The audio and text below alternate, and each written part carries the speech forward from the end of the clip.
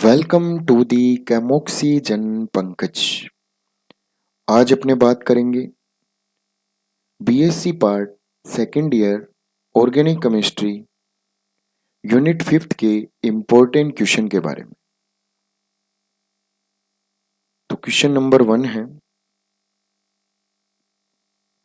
पीकरी कमल sodium hydrogen carbonate को अपघटित कर देता है, समझाइए।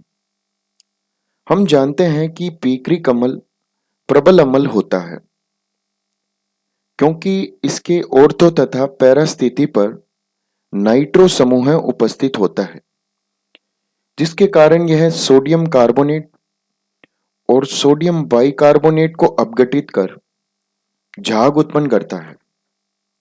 अगर अपने इसको एक्सप्लेन करें तो ऑर्थो एवं पैरा स्थिति पर NO2 समूह उपस्थित होने के कारण यह प्रबल अम्ल है, इसलिए सोडियम हाइड्रोजन कार्बोनेट से अपघटित होकर CO2 देता है। अगर अपने अभिक्रिया की बात करें, पीकरी कमल इसकी अभिक्रिया कराते हैं सोडियम हाइड्रोजन कार्बोनेट के साथ, तो अपना बनता है सोडियम पिक्रेमाइड। सोडियम इधर चला जाता है और H इधर, और बाहर निकल जाते हैं H2O और CO2। नेक्स्ट अभिक्रिया, नाइट्रोबेंजीन के इलेक्ट्रॉन स्नेही प्रतिस्थापन अभिक्रिया के 3 उदाहरण दीजिए। हम जानते हैं बेंजीन सामान्यतः इलेक्ट्रॉन स्नेही प्रतिस्थापन अभिक्रिया प्रदर्शित करता है, ऐसे ही नाइट्रोबेंजीन इलेक्ट्रॉन स्नेही प्रतिस्थापन अभिक्रिया प्रदर्शित करता है, जैसे सल्फोनीकरण, हैलोजनीकरण, नाइट्रीकरण इत्यादि। अगर अपने इसको एक्सप्लेन करें तो नाइट्रोबेंजीन की इलेक्ट्रॉन स्नेही प्रतिस्थापन अभिक्रियाएं निम्नलिखित है। सबसे पहले बात करते हैं नाइट्रीकरण के बारे में। नाइट्रोबेंजीन की अभिक्रिया 100 डिग्री सेंटीग्रेड पर सांद्र HNO3 से कराने पर मेटा डाई नाइट्रोबेंजीन प्राप्त होती है। हमें पता है जो NO2 समूह है अगर बेंजीन पे उपस्थित हो तो NO2 समूह मेटा निर्देशित समूह होता है। आने वाले समूह को कहाँ पे निर्देशित करता है? मेटा स्थिति पर, जिसके कारण अपने यहाँ पे क्या बन जाता है? Meta dinitrobenzene. Next reactions, हैलोजनीकरण। AlCl3 की उपस्थिति में नाइट्रोबेंजीन का हैलोजनीकरण कराने पर मेटा क्लोरो नाइट्रोबेंजीन बनता है। यह भी क्लोरीन कौन सी स्थिति में आ जाएगा, कौन सी पोजीशन में आ जाएगा? मेटा पोजीशन पे। तो यहाँ पे बन जाएगा मेटा क्लोरो नाइट्रोबेंजीन। ऐसे ही सल्फोनीकरण की बात करते हैं। तीसरा उदाहरण, शहदोम H2SO4 के साथ नाइट्रोबेंजीन मेटा नाइट्रो सल्फोनिक कमल बनाता है। तो यहाँ पे नाइट्रोबेंजीन लेंगे, शहदोम H2SO4 लेंगे, जो सल्फोनिक ग्रुप होगा वो कहाँ पे अटैच होगा? मेटा डाई नाइट्रोबेंजीन सल्फोनिक कमल बन जाएगा। नेक्स्ट क्वेश्चन, निम्न को समझाइए। तो यहाँ पे कुछ रिएक्शन दे रखी है, इनको अपने को समझाना है। सारी बहुत ही महत्वपूर्ण रिएक्शन है। सबसे पहली है एजो युग्मन अभिक्रिया, 2 नंबर पे है बाल्च सीमान अभिक्रिया, 3 नंबर पे है हाफमान हाइपोब्रोमाइड अभिक्रिया, और डी अपने को दे रखा है मैनिक अभिक्रिया, और ई दे रखा है कार्बिल एमीन अभिक्रिया। तो सबसे पहले बात करते हैं एजो युग्मन अभिक्रिया की। एजो संयुग्मन अभिक्रिया या युग्मन अभिक्रिया। युग्मन अभिक्रिया में डाइएजोनियम लवण की सक्रिय हाइड्रोजन रखने वाले यौगिकों जैसे फिनोल, नेफ्थोल प्राथमिक, द्वितीयक अथवा तृतीयक एरोमेटिक एमीन के साथ अभिक्रिया होती है तो एजो यौगिक प्राप्त होते हैं। इस प्रकार प्राप्त यौगिकों को एजो रंजक कहते हैं, क्योंकि प्राप्त होने वाले यौगिक रंगीन होते हैं। सबसे पहले अपने इनकी रिएक्शन के बारे में बात करते हैं, एजो संयुग्मन अभिक्रिया की। जैसे बेंजीन डाइएजोनियम क्लोराइड है, इसकी अभिक्रिया कराते हैं फिनोल के साथ, तो फिनोल का जो यहाँ पे हाइड्रोजन है वो इधर वाले क्लोरीन से रिएक्शन करेगा, HCl बाहर निकल जाएगा और अपना बन जाएगा C6H5 N double bond N, और इधर की तरफ OH पहले से ही जुड़ा हुआ है और अपना बन जाएगा पैरा हाइड्रोक्सी एजोबेंजीन। यहाँ पे कलर नहीं दे रखा, वैसे ये नारंगी रंजक होता है। नेक्स्ट है बेंजीन डाइएजोनियम क्लोराइड, उसकी रिएक्शन कराते हैं N N di methyl aniline के साथ। तो वैसे ही यहाँ पे हाइड्रोजन और यहाँ पे क्लोरीन HCl बाहर निकल जाएगा और अपना बन जाएगा C6H5 N double bond N, और इधर पहले से जुड़ा हुआ ये है N, दो मैथिल ग्रुप जुड़े हुए हैं नाइट्रोजन के साथ, अपना बन जाएगा para di methyl amino azobenzene. यहाँ पे भी इसका कलर होता है येलो रंग, पीले रंग का रंजक होता है ये। अब अपने नेक्स्ट बात करते हैं C6H5N2Cl डाइएजोनियम क्लोराइड, और इसकी रिएक्शन कराते हैं बीटा नेफ्थोल के साथ। तो यहाँ पे जो हाइड्रोजन है वो रिएक्शन करेगा क्लोरीन के साथ और HCl बाहर निकल जाएगा, यहाँ पे जुड़ जाएगा C6H5 double bond N beta naphthol के साथ, और अपना बन जाएगा फेनिल एजो 2 नेफ्थोल। चमकीला नारंगी लाल रंजक होता है ये। तो अब करते हैं नेक्स्ट रिएक्शन के बारे में बात, हाफमान कार्बिल एमीन अभिक्रिया। ये कार्बिल एमीन अभिक्रिया भी कहते हैं इसको, इसका एक नाम और है आइसोसाइनाइड परीक्षण भी कहते हैं, क्योंकि इसमें विशेष दुर्गंध युक्त आइसोसाइनाइड बनता है। तो चलो रिएक्शन के बारे में बात करते हैं। प्राथमिक एमीन क्लोरोफॉर्म तथा अल्कोहलिक KOH के साथ गर्म करने पर विशेष दुर्गंध युक्त पदार्थ आइसोसाइनाइड या कार्बिल एमीन बनाते हैं, तो इसे आइसोसाइनाइड परीक्षण भी कहते हैं। तो एमीन लेंगे क्लोरोफॉर्म और यहाँ पे ले लेंगे 3 मॉलिक्यूल किसके, पोटेशियम हाइड्रोक्साइड के, अल्कोहलिक पोटेशियम हाइड्रोक्साइड के, और अपना बन जाएगा यहाँ पे एल्किल आइसोसाइनाइड, और पोटेशियम क्लोराइड बाहर निकल जाएंगे और वाटर बाहर निकल जाएगा। नेक्स्ट है बेल्स सीमेन अभिक्रिया। तो बेल्स सीमेन अभिक्रिया, इस अभिक्रिया का उपयोग फ्लोरो यौगिक बनाने में किया जाता है, फ्लोरोबेंजीन बनता है इससे। जब डाइएजोनियम लवण की फ्लोरोबोरिक अम्ल के साथ क्रिया कराई जाती है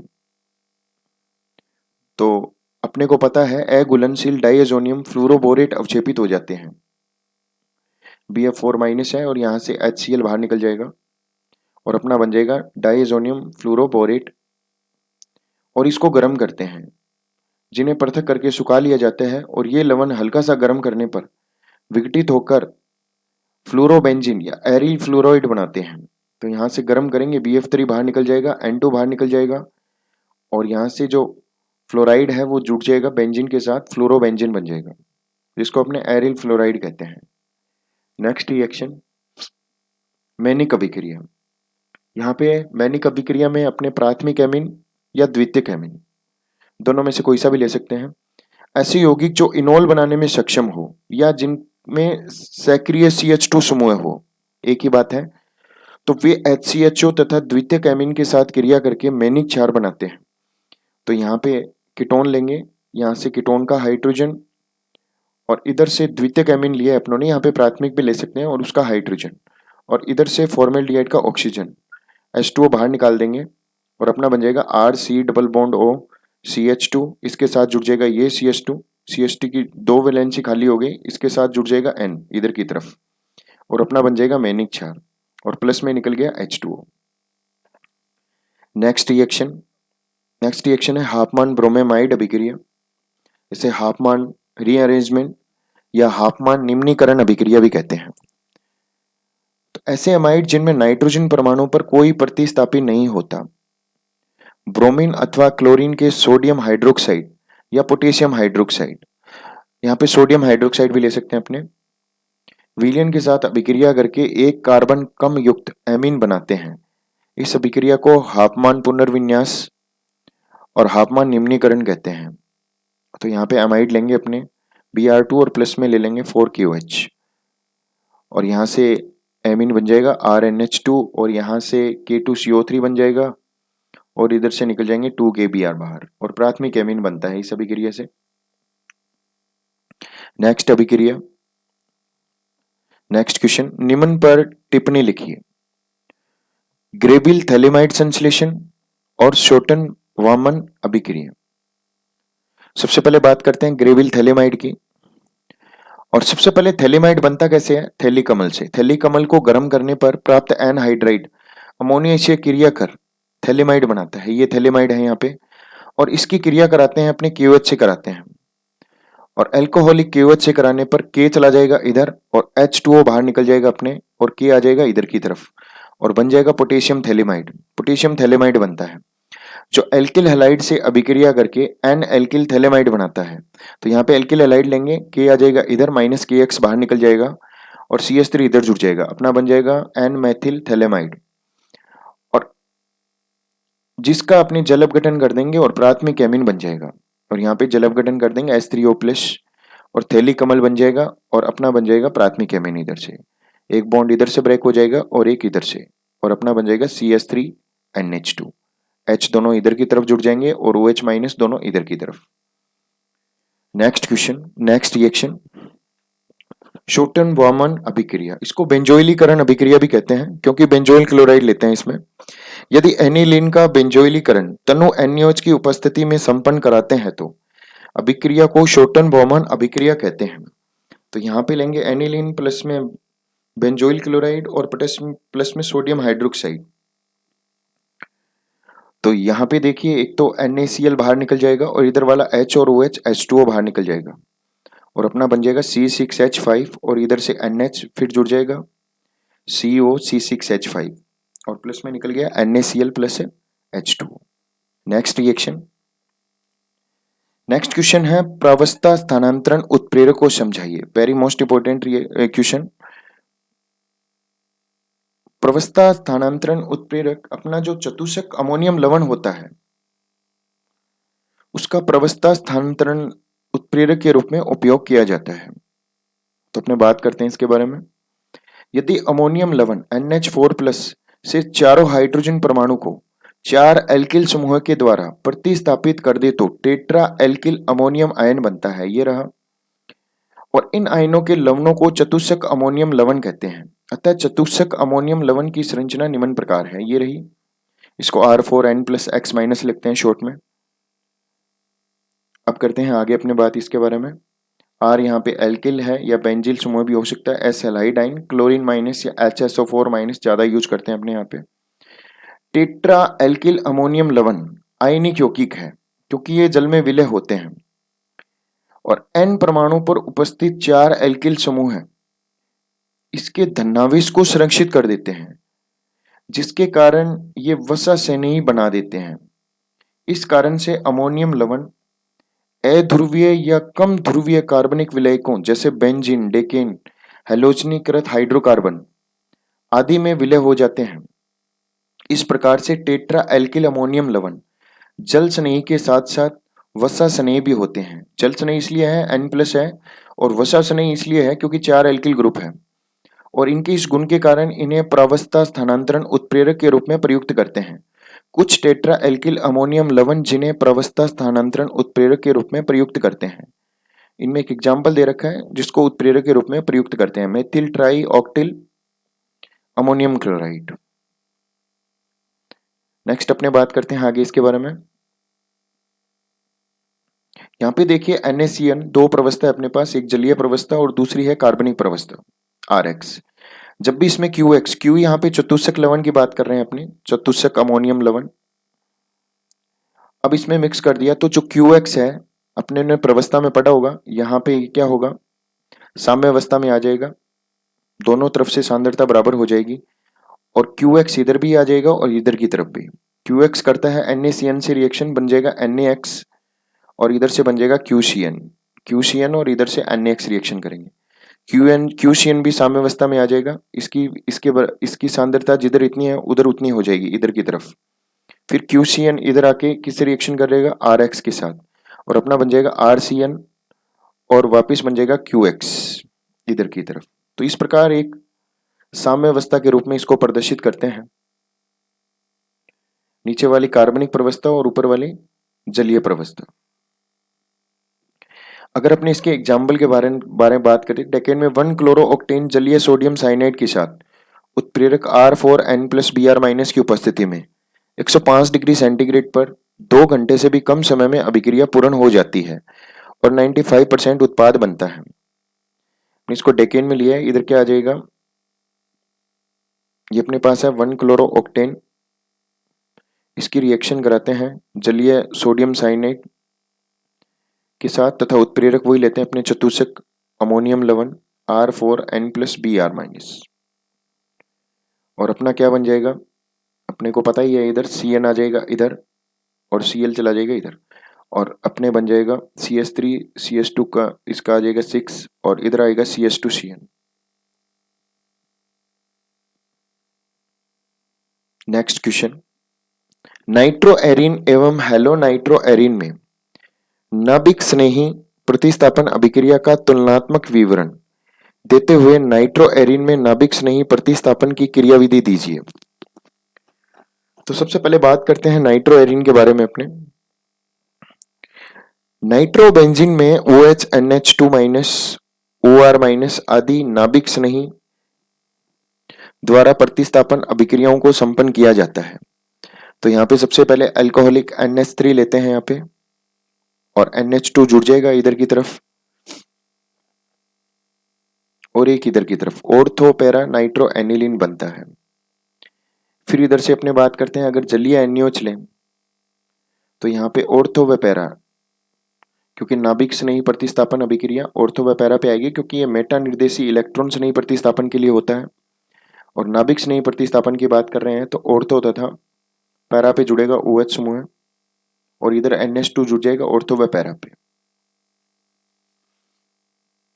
यदि नाइट्रोबेंजीन में ऑर्थो पैरा स्थिति पर कोई ऐसा समूह जुड़ा हुआ हो जो कि एक स्थायी रसायन के रूप में मुक्त हो सकता हो, तो यह अभिक्रिया अधिक आसानी से संपन्न हो सकती है। जैसे ऑर्थोक्लोरो नाइट्रोबेंजीन की न्यूक्लियोफिलिक प्रतिस्थापन अभिक्रिया आसानी से संपन्न होती है। तो यहाँ पे क्लोरीन माइनस ले लें अपने, तो ये अभिक्रिया पहले के कंपेयर में जल्दी से संपन्न होगी, आसानी से संपन्न होगी। और वैसे ही अपने OH माइनस नाभिक नहीं लेते हैं तो यहाँ से क्लोरीन माइनस निकल जाएगा और OH यहाँ पे जुड़ जाएगा। पहले के कंपेयर में अधिक जल्दी से रिएक्शन होगी ये। नेक्स्ट अपने बात करते हैं हेलो नाइट्रो एरिन के बारे में। हेलो एरिन नाभिक स्नेही के प्रति कम क्रियाशील होते हैं। सामान्यतः हेलो एरिन की बात कर रहे हैं अपने, सामान्य परिस्थितियों में नाभिक स्नेही प्रतिस्थापन अभिक्रिया नहीं देते। जैसे अगर मैं यहाँ पे क्लोरोबेंजीन लूं तो हेलो एरिन न्यूक्लियोफाइलों के प्रति कम क्रियाशील होती है नाभिक स्नेही के प्रति, और सामान्य परिस्थिति में नाभिक स्नेही एरोमेटिक प्रतिस्थापन अभिक्रियाएं संपन्न नहीं होती। लेकिन तीव्र परिस्थिति में हेलोजन परमाणु का प्रतिस्थापन OH NH2Cn आदि समूह द्वारा किया जा सकता है। तो क्लोरोबेंजीन है, सामान्य रूप से ये नाभिक स्नेह के प्रति कम क्रियाशील होते हैं। यदि 300 डिग्री सेंटीग्रेड ताप और 200 एटमॉस्फेयर पे रिएक्शन की जाए तो ये हो सकती है। यहाँ पे क्या आ जाएगा, OH इधर की तरफ आ जाएगा, Na इधर की तरफ, नाभिक स्नेही प्रतिस्थापन अभिक्रिया हो जाएगी। ऐसी NH3 लेंगे तो NH2 समूह जुड़ जाएगा इधर की तरफ, और ये Cu2O के द्वारा की जाती है तो इधर बन जाएगा 2CuCl और H2O बाहर निकल जाएगा। ऐसे KCN लेंगे तो साइनोबेंजीन बन जाएगा, इधर बन गया एनिलीन। और ऐसे CuN CN व पेरिडीन के द्वारा रिएक्शन कराते हैं 200 डिग्री सेंटीग्रेड ताप पे। तो इसका मतलब स्ट्रॉन्ग कंडीशन में ये रिएक्शन होगी, सामान्य रूप से ये रिएक्शन नहीं होती, बहुत ही कम क्रियाशील होती है।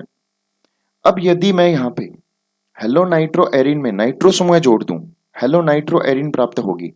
और नाइट्रो समूह एक इलेक्ट्रॉन आकर्षित करने वाला समूह है।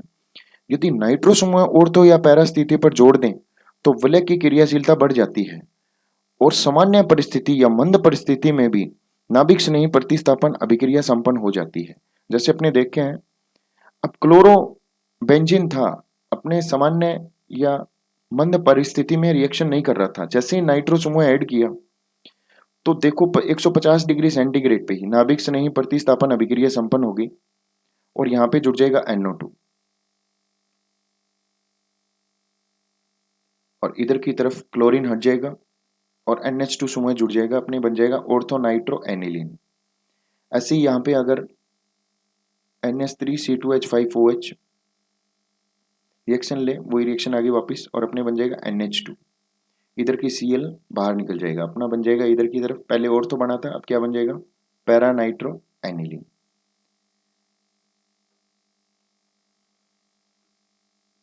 ऑर्थो लिया था तो ऑर्थो बना था, पैरा लिया था तो पैरा। अब अपने देखो इधर की तरफ क्लोरीन है, पैरा नाइट्रो क्लोरोबेंजीन लिया है अपनों ने। अब की बार NaOH जलीय लेते हैं, 200 डिग्री सेंटीग्रेड ताप पर ही यहाँ पे नाभिक स्नेही प्रतिस्थापन अभिक्रिया संपन्न हो जाएगी। इधर लग जाएगा OH और इधर आ जाएगा बाहर Cl, और अपना बन जाएगा पैरा नाइट्रोफिनोल। तो कहने का मतलब साफ साफ है, अगर क्लोरीन समूह क्लोरोबेंजीन सीधे अपने सामान्य रूप से रिएक्शन कराएं, नाभिक स्नेही प्रतिस्थापन अभिक्रिया तो नहीं होती, स्ट्रॉन्ग कंडीशन में तो होती है। यदि यहाँ पे इनके साथ नाइट्रो समूह जोड़ दें तो ये अभिक्रिया सामान्य या मंद परिस्थिति में भी हो जाती है। अगर यहाँ पे ऑर्थो पैरा सभी स्थिति में मैं यहाँ पे जोड़ दूं नए NO2 समूह है, तो अगर मैं वाटर से क्रिया कराऊं तो हल्का सा गर्म करते ही यहाँ पे देखिए OH समूह इधर क्लोरीन बाहर निकल जाएगा और नाभिक स्नेही प्रतिस्थापन अभिक्रिया सामान्य रूप से गर्म करने पे ही संपन्न हो जाएगी। नेक्स्ट क्वेश्चन, समझाइए क्यों पैरा क्लोरो एनिलीन एलिन से कम क्षारीय होता है। और दूसरा क्वेश्चन है एनिलीन का नाइट्रीकरण सीधे ही नहीं किया जा सकता। तो सबसे पहले बात करते हैं पैरा क्लोरो एनिलीन एनिलीन से कम क्षारीय होता है। तो हमें पता है पैरा क्लोरो एनिलीन एनिलीन से कम क्षारीय होता है क्योंकि पैरा क्लोरो एनिलीन में -I प्रभाव डालने वाला समूह है। ये देखिए यहाँ पे क्लोरीन जुड़ा हुआ है जो क्षारकता में कमी लगता है और इस कारण पैरा क्लोरो एनिलीन एनिलीन से कम क्षारीय है। नेक्स्ट क्वेश्चन की बात करते हैं अपने। नेक्स्ट क्वेश्चन था अपना एनिलीन का नाइट्रीकरण करने पर नाइट्रिक अम्ल तीव्र ऑक्सीकरण के जैसे व्यवहार करता है, इसलिए एनिलीन शीघ्र ऑक्सीकृत हो जाती है। इस कारण एनिलीन का नाइट्रीकरण सीधे ही नहीं किया जा सकता। नेक्स्ट क्वेश्चन, संक्षिप्त टिप्पणी लिखिए। कर्टियस रिएक्शन के बारे में लिखना है अपने को। तो एसिड एजोइड लेते हैं यहाँ पे अपने। जब एसिड एजोइड को गर्म करते हैं, ये एसिड एजोइड है, तो रीअरेंजमेंट द्वारा आइसोसाइनेट बनता है जो जल अपघटन पर प्राथमिक एमीन देता है। और इस अभिक्रिया में भी हाफमान ब्रोमामाइड अभिक्रिया के समान ही रीअरेंजमेंट होता है। तो यहाँ पे ये देखो एसिड एजोइड ले रखा है। सबसे पहले N2 बाहर निकल जाएगी और अपना बन जाएगा मध्यवर्ती नाइट्रीन बन जाएगा यहाँ पे, इंटरमीडिएट नाइट्रीन। फिर इसका रीअरेंजमेंट करेंगे और अपना बन जाएगा आइसोसाइनेट और फिर अपने इसका जल अपघटन करते हैं और किसका निर्माण होता है, एमीन का। नेक्स्ट क्वेश्चन, आप किस प्रकार प्राप्त करेंगे बेंजीन डाइएजोनियम क्लोराइड से बेंजीन, दूसरा है एसिटिक अम्ल से मैथिलेमिन और तीसरा है बेंजीन डाइएजोनियम क्लोराइड से बेंजोइक अम्ल और चौथा है नाइट्रोबेंजीन से ऑर्थो नाइट्रोफिनॉल। तो सबसे पहले बात करते हैं पहले क्वेश्चन की अपने। बेंजीन डाइएजोनियम क्लोराइड की क्रिया हाइपोफास्फोरस अम्ल से क्यूप्रस लवण उत्प्रेरक की उपस्थिति में कराने पर बेंजीन प्राप्त होती है। तो ये रिएक्शन समझाई है अपने क्लास में। सबसे पहले अपने लेते हैं हाइपोफास्फोरस अम्ल से क्यूप्रस लवण उत्प्रेरक की उपस्थिति में रिएक्शन कराते हैं और वाटर भी लेते हैं साथ में, तो अपना बन जाता है बेंजीन और बाहर की तरफ निकल जाता है फास्फोरस एसिड N2 और HCl। तो अपना यहाँ बेंजीन डाइएजोनियम क्लोराइड से क्या बन गया, बेंजीन। नेक्स्ट अपने से पूछा गया था एसिटिक एसिड से एमीन। तो यहाँ पे अपने लेते हैं सिमिट रिएक्शन है ये कर्टियस अभिक्रिया के समान है। इसमें हाइड्रोजोइक अम्ल की अभिक्रिया H2SO4 की उपस्थिति में एसिटिक अम्ल से करवाते हैं। तो यहाँ पे एसिटिक अम्ल लिया अपनों ने, हाइड्रोजोइक अम्ल लेते हैं और यहाँ पे ये N2 बाहर निकल जाएगी और इधर से CO2 बाहर निकल जाएगी और अपना बच जाएगा CH3NH2 मैथिलेमिन। तो बन गया एसिटिक अम्ल से मैथिलेमिन। नेक्स्ट अपने से पूछा गया था बेंजीन डाइएजोनियम क्लोराइड से बेंजोइक अम्ल। तो यहाँ पे देखो बेंजीन डाइएजोनियम क्लोराइड की क्रिया टेट्रा कार्बोनिल निकल की उपस्थिति में कराने पर एसिटिक अम्ल से करने पर एरोमेटिक कार्बोक्सिलिक अम्ल बेंजोइक अम्ल बनता है। तो यहाँ पे अपने उत्प्रेरक लेते हैं टेट्रा कार्बोनिल निकल और इधर की तरफ बाहर निकल जाएगा CH3Cl और N2 बाहर निकल जाएगी C6H5 जुड़ जाएगा इधर की तरफ और अपना बन जाएगा बेंजोइक अम्ल। फोर्थ क्वेश्चन था अपना नाइट्रोबेंजीन की क्रिया जलीय NaOH से कराने पर ऑर्थो व पैरा नाइट्रोफिनॉल बनती है। तो नाइट्रोबेंजीन की क्रिया जलीय NaOH से करवा दी, नाइट्रोफिनॉल बन गई। एक तो ऑर्थो बन गई और दूसरी क्या बन जाएगी, पैरा। ये अपनों ने पहले भी की थी, ये अपने नाभिक स्नेही प्रतिस्थापन अभिक्रिया। नेक्स्ट क्वेश्चन, डाइएजोटीकरण की क्रियाविधि को समझाइए। सबसे पहले बात करते हैं डाइएजोटीकरण के बारे में। यह भी बहुत महत्वपूर्ण क्वेश्चन है। देखो अणु ArN2 + X- में ArN2 प्लस भाग पर धनावेश है, अर्थात यह एक धनायन है और X माइनस एक ऋणायन है। जिस प्रकार धनावेशित नाइट्रोजन के अमोनियम लवण में हम धनायन के अंत में अमोनियम लिखते हैं, उसी प्रकार धनावेशित डाईएजो समूह को नाम दिया गया डाईएजोनियम। और लवण जैसी इनकी प्रकृति है, अतः इनका नामकरण हुआ डाईएजोनियम लवण। जैसे C6H5N2+Cl- को हम डाईएजोनियम क्लोराइड कहते हैं। अब डाईएजोनियम लवण बनने की इस अभिक्रिया को अपने क्या बोलते हैं? डाईएजोटीकरण कहते हैं और इसे निम्न प्रकार से प्रदर्शित करते हैं। तो यहाँ पे एनिलीन लेते हैं 2HCl NaNO2 और अपना बन जाता है बेंजीन डाईएजोनियम क्लोराइड, और इधर से NaCl बाहर निकल जाता है, नाइट्रस अम्ल बनता है जो रिएक्शन करता है एनिलीन के साथ। ठीक है, और NaCl और 2H2O बाहर निकलता है और बेंजीन डाईएजोनियम क्लोराइड बनता है। अब अपने बात करते हैं इसकी क्रियाविधि के बारे में।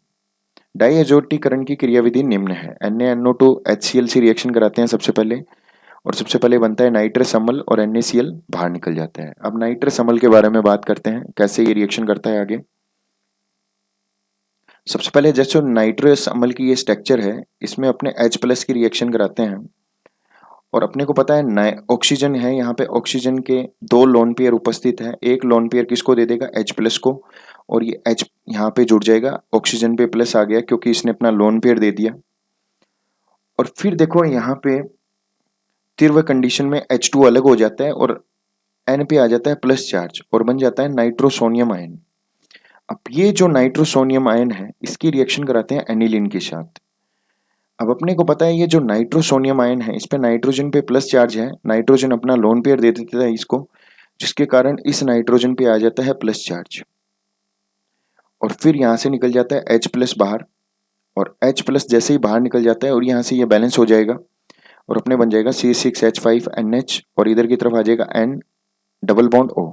फिर इसका रीअरेंजमेंट करते हैं, यहाँ पे H चला जाएगा इधर की तरफ और अपना बन जाएगा C6H5N डबल बॉन्ड N और OH। फिर इसमें अपने H+ और डालते हैं और जैसे ही H+ से रिएक्शन कराते हैं तो आप देखिए इधर से H+ को ऑक्सीजन दे देगा लोन पेयर और अपना बन गया OH2। अब यहाँ से ये बैलेंस होगा, यहाँ से ये इलेक्ट्रॉन को एक्सेप्ट करेगा और इधर से निकल जाएगा H2O बाहर और नाइट्रोजन पे आ जाएगा इधर वाले प्लस चार्ज। अब ये जो नाइट्रोजन का प्लस चार्ज है, तो इधर वाला नाइट्रोजन इसको लोन पेयर दे देगा, देते ही यहाँ पे इस नाइट्रोजन पे आ जाएगा प्लस चार्ज, और जैसे इस नाइट्रोजन पे प्लस चार्ज आ जाएगा, यहाँ से जो क्लोरीन माइनस है, HCl एक और लिया था अपनों ने, एक H पहले जुड़ चुका है, Cl- रह गया था यहाँ पे, और ये Cl- जुड़ के बना लेगा benzene diazonium chloride. Next question, नाइट्रीकरण पर ताप का क्या प्रभाव पड़ता है? तो सीधा सा बेसिक है, अगर नाइट्रीकरण कम ताप पर लें तो यहाँ पे नाइट्रोबेंजीन मोनो व्युत्पन्न बनता है और अधिक ताप ले तो डाई व्युत्पन्न। ठीक है, तो अपने देखते हैं इसको। नाइट्रीकरण पर ताप का प्रभाव पड़ता है, कम ताप पर नाइट्रीकरण करवाने पर मोनो नाइट्रो व्युत्पन्न बनता है। जैसे बेंजीन लिया, सांद्र HNO3 सांद्र H2SO4 के द्वारा रिएक्शन की अपनों ने 60 डिग्री सेंटीग्रेड पे, तो नाइट्रोबेंजीन बन गया। ये पहले भी बात कर चुके हैं इस रिएक्शन की। ऐसे ही अगर अपने यहाँ पे टोलुइन ले लें, फिर भी इसका नाइट्रीकरण करें तो ऑर्थो नाइट्रोटोलुइन बनेगा और दूसरा बनेगा पैरा नाइट्रोटोलुइन, क्योंकि ये ऑर्थो पैरा निर्देशी समूह है CH3। इसके बाद में देखो उच्च ताप लें, अगर 100 डिग्री सेंटीग्रेड पर नाइट्रीकरण करवाएं तो डाई नाइट्रो व्युत्पन्न बनता है। तो यहाँ पे देखो NO2 इधर भी जुड़ जाएगा और इधर की तरफ भी। ठीक है, पहले इधर जुड़ेगा और मेटा निर्देशी है इसलिए नेक्स्ट जुड़ेगा इस मेटा पोजीशन पे और अपना बन जाएगा मेटा डाई नाइट्रोबेंजीन। तो कहने का मतलब है निम्न ताप पर मोनो नाइट्रो व्युत्पन्न बनाता है, जबकि अधिक ताप पर डाई नाइट्रो व्युत्पन्न बनाता है। निम्नलिखित पर टिप्पणी लिखिए। हेलो नाइट्रो एरिन की क्रियाशीलता, जो अपने पहले पढ़ चुके हैं वही है सेम। हेलो नाइट्रो एरिन की क्रियाशीलता अपनों ने बात की थी स्टार्टिंग वाले क्वेश्चन में, वही है same question halo nitro arene वाला।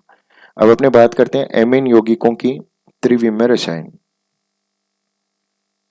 तो एमीन यौगिकों की त्रिविमीय रसायन की बात करें तो एमीन के मूल अणु अमोनिया में एक sp3 नाइट्रोजन परमाणु होता है, जिसके एक sp3 कक्षक में एक अबंधी इलेक्ट्रॉन युग्म, ये रहा यहाँ पे, और शेष 3 के साथ 3 हाइड्रोजन परमाणु सहसंयोजक बंध द्वारा जुड़े हुए रहते हैं। एक अबंधी इलेक्ट्रॉन युग्म के प्रतिकर्षण प्रभाव के कारण यहाँ पे जो NH- N बंध कोण का मान चतुष्फलकीय कोण से घटकर 107 डिग्री रह जाता है, क्योंकि अपने को पता है इलेक्ट्रॉन युग्म प्रतिकर्षण प्रभाव के कारण बंद कोण का मान घटता है।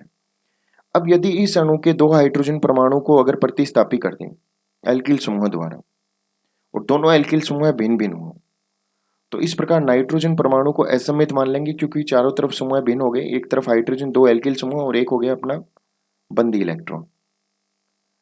तो दो भिन्न समूह हो गए एल्किल और एक हाइड्रोजन और एक बंदी इलेक्ट्रॉन युग्म जुड़े हुए हैं। अब यौगिक में प्रकाशिक संभाव्यता की अपेक्षा करते हैं, क्योंकि हमें पता है जो असममित होते हैं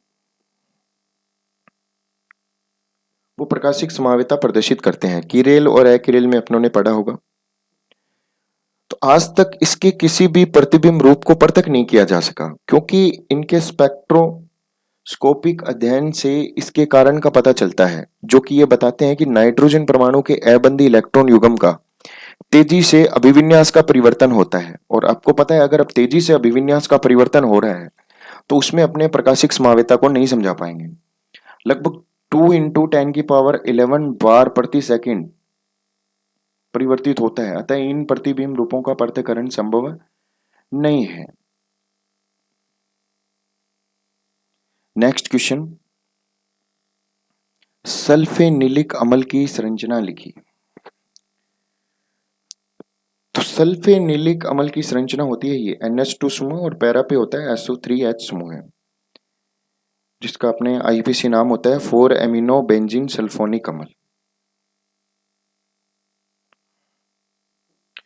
हिंसपरक अभिकर्मक द्वारा आप प्राथमिक, द्वितीयक एवं तृतीयक एमिनो के मिश्रण को कैसे पृथक करोगे? तो सीधी सी बात है, अगर इनका मिश्रण हो हमारे पास प्राथमिक, द्वितीयक और तृतीयक का, तो हम इनको पृथक कैसे करेंगे? तो हिंसपरक अभिकर्मक द्वारा बताना है अपने को। तो हमें पता है बेंजीन सल्फोनिल क्लोराइड होता है, वो हिंसपरक अभिकर्मक होता है। इस विधि में एमीन मिश्रण को पैराटोलुइन सल्फोनिल क्लोराइड के साथ अभिकृत कराया जाता है। इसके बाद इस मिश्रण को KOH से क्षारीय बनाया जाता है और प्राथमिक एमीन से पहले एन एल्किल सल्फोनामाइड बनता है। तो देखिए यहाँ पे लेंगे सबसे पहले प्राथमिक एमीन, पूरे मिश्रण में अपने डाल देते हैं पैराटोलुइन सल्फोनिल क्लोराइड, और जो पैराटोलुइन सल्फोनिल क्लोराइड है वो रिएक्शन करेगा सबसे पहले प्राथमिक एमीन से, और यहाँ पे देखिए HCl बाहर निकल जाएगा, SO2 सीधा जुड़ जाएगा यहाँ पे। तो अपने देखो क्या बन जाएगा C6CH3 C6H4 और SO2 ये जुड़ जाएगी यहाँ पे सीधे इस NH के साथ और अपना बन जाएगा NHCl2H5, जो अपना बन गया एन एल्किल सल्फोनामाइड बन गया यहाँ पे। अब इसमें डालना है क्षारीय KOH, और क्षारीय KOH डालेंगे तो पोटेशियम लवण बनेगा। इधर से जो हाइड्रोजन है वो H से रिएक्शन कर लेगा, H2O बाहर निकल जाएगा और इन N- के साथ जुड़ जाएगा K+। अब देखिए ऐसे ही जो पैराटोलुइन सल्फोनिल क्लोराइड है वो द्वितीयक एमीन से भी रिएक्शन करेगा और द्वितीयक एमीन से रिएक्शन करके बनाएगा NN डाई एल्किल सल्फोनामाइड। अब अपने को पता है हाइड्रोजन परमाणु नहीं है,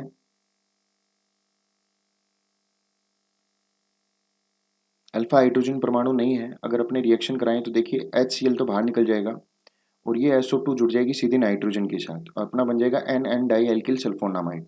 अब इस नाइट्रोजन के पास हाइड्रोजन नहीं है तो इसका मतलब ये लवण नहीं बनाएगा और जिसके कारण ये अघुलनशील रहते हैं, और जबकि ये क्या रहते हैं, घुलनशील। और तृतीयक एमीन पैराटोलुइन सल्फोनिल क्लोराइड के साथ क्रिया नहीं करेंगे, क्योंकि तृतीयक एमीन के नाइट्रोजन के पास हाइड्रोजन उपस्थित नहीं है। अब ये सबसे पहले तो इस क्षारीय विलयन का जब अपने आश्वन करते हैं, अपनों ने इस मिश्रण में बेंजिल सल्फोनिल क्लोराइड मिलाया था हिंसबर्ग अभिकर्मक। अब इस क्षारीय विलयन का जब अपने आश्वन करते हैं तो तृतीयक एमीन तो आश्वन हो जाते हैं, फ्लास्क में बचे पदार्थ को छान लेते हैं और अपने को पता है घुलनशील प्राथमिक एमीन सल्फोनामाइड लवण होता है, जबकि ऊपर ठोस द्वितीयक एमीन का अघुलनशील सल्फोनामाइड, दोनों अलग अलग हो जाते हैं। इन सल्फोनामाइड को 70% H2SO4 अथवा 20% HCl के साथ रिप्लेक्स किया जाता है और वापस प्राथमिक और द्वितीयक एमीन को प्राप्त किया जाता है। तो देखिए रिएक्शन अपने यहाँ पे 2HCl से रिएक्शन कराएंगे तो दोनों हाइड्रोजन किसके साथ जुड़ जाएंगे, नाइट्रोजन के साथ, और K जुड़ जाएगा क्लोरीन के साथ, KCl बाहर निकल जाएगा। और यहाँ पे जो Cl है वो जुड़ जाएगी यहाँ पे इसके साथ एक, और एक जुड़ जाएगी K के साथ, और अपना वापस वही बन जाएगा हिंसपरक अभिकर्मक, और इधर बन गया प्राथमिक एमीन और पोटेशियम क्लोराइड बाहर निकल गया। तो ये पैरा टॉलुइन सल्फोनिल क्लोराइड। अब इधर की तरफ देखिए वैसे ही वापस HCl से रिएक्शन करेगा ये, और यहाँ पे वैसे ही एक हाइड्रोजन इधर जुड़ जाएगी और क्लोरीन जुड़ जाएगी इधर, और यहाँ पे अपना बन जाएगा वैसे ही पैरा टॉलुइन सल्फोनिल क्लोराइड, और अपना बन जाएगा द्वितीयक एमीन। और वापिस अपने को अलग अलग प्राप्त कर लिया अपनों ने, प्राथमिक एमीन को अलग प्राप्त कर लिया और द्वितीयक एमीन को अलग। नेक्स्ट क्वेश्चन, नाइट्रोबेंजीन का विभिन्न माध्यमों पे अपचयन पर संक्षिप्त टिप्पणी लिखिए। तो अपने को पता है नाइट्रोबेंजीन अम्लीय, क्षारीय तथा उदासीन माध्यम में अपचयित होते हैं। तो सबसे पहले एरीन का विभिन्न माध्यमों में अपचयन। नाइट्रोएरीन के विभिन्न माध्यमों में अपचयन का वर्णन नाइट्रोबेंजीन का उदाहरण लेकर निम्न प्रकार कर सकते हैं। नाइट्रोबेंजीन का शीघ्रता से अपचयन हो जाता है और अपचयन के फलस्वरूप बनने वाला उत्पाद अपचायक की प्रकृति और अभिक्रिया के माध्यम पर निर्भर करता है। तो अगर अपने सीधा सा समझना चाहिए, अगर दो हाइड्रोजन जोड़ दें तो अपना बनेगा नाइट्रोसोबेंजीन, C6H5 एंड डबल बॉन्ड हो। अगर फिर दो हाइड्रोजन और जोड़ दें तो अपने यहाँ पे बन जाएगा, एक हाइड्रोजन इधर जुड़ जाएगा, एक हाइड्रोजन इधर, अपना बन जाएगा फेनिल हाइड्रोक्सिल एमीन। फिर अगर अपने दो हाइड्रोजन और जोड़ दें तो यहाँ पे देखिए NH2 बन जाएगा और इधर से निकल जाएगा वाटर, एक H इधर जुड़ेगा और एक H इधर, और एनिलीन बन जाएगा। सबसे पहले आप अपने अम्लीय माध्यम में देखते हैं रिएक्शन कैसे होती है। अम्लीय माध्यम में नाइट्रोएरीन पूर्ण रूप से अपचयित होकर एरोमेटिक एमीन बनाते हैं। तो अम्लीय माध्यम में क्या बनाते हैं, एरोमेटिक एमीन। इसके लिए अपचायक कौन कौन से ले सकते हैं अपचायक पदार्थ, FeZn SN प्लस HCl, या अपने लवण SnCl2 या TiCl3 प्लस HCl भी ले सकते हैं।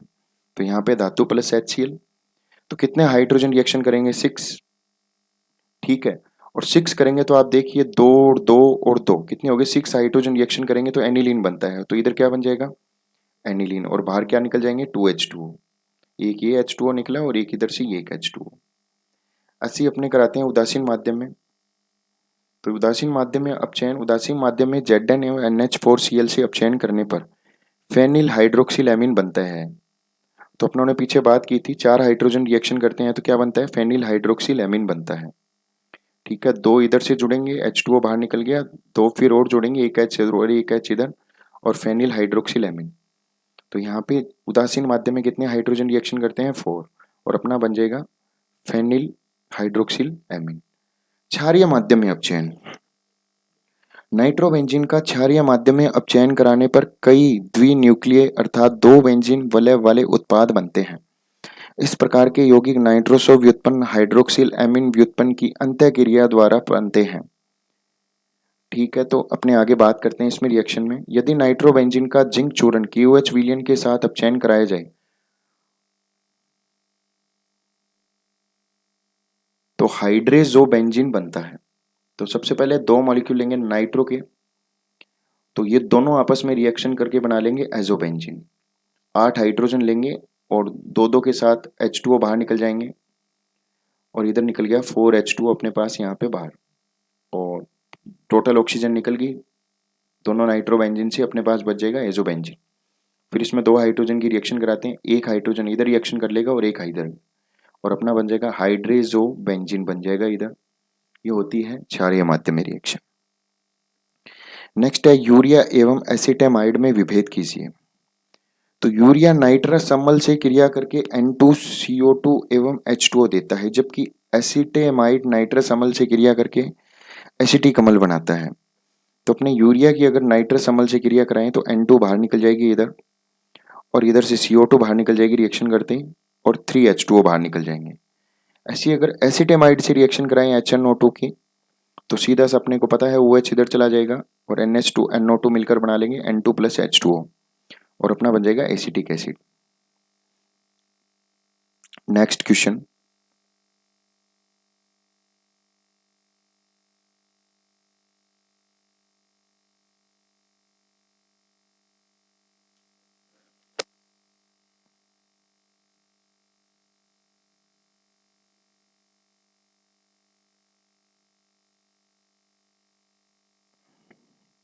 Okay bye. नेक्स्ट यूनिट के बारे में बात करेंगे नेक्स्ट पार्ट।